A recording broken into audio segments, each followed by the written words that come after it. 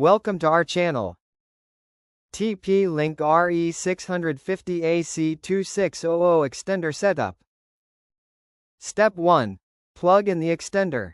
Just stick the extender into a wall outlet somewhere close to your main router. Don't take it to the final spot yet, first it has to pair.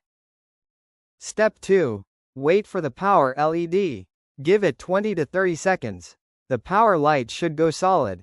If it keeps flashing forever, just unplug it and plug it back in. Step 3. Press the WPS button on your main router. Go to your router and press the WPS button.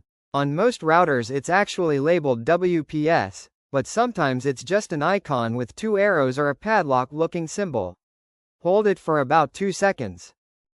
Step 4. Press WPS on the extender. Within a couple of seconds of pressing the router button, walk back to the extender and press the big WPS button on the front. The little Wi-Fi LED should start blinking. Step 5.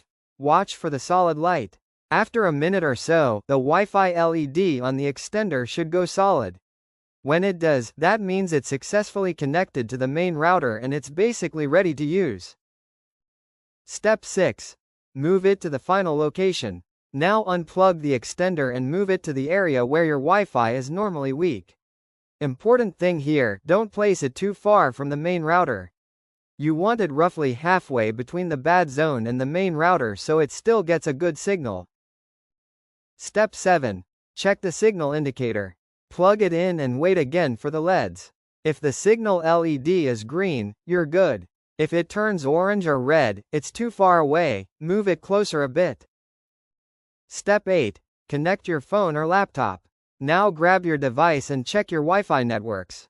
You should see a new network with the same name as your original one but with _ext at the end.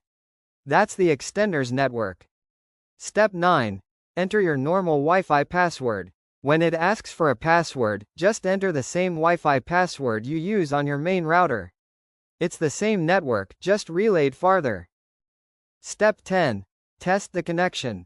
Walk around the area where your Wi-Fi used to suck. If the extender is working right, you should see full bars now and websites will actually load without timing out.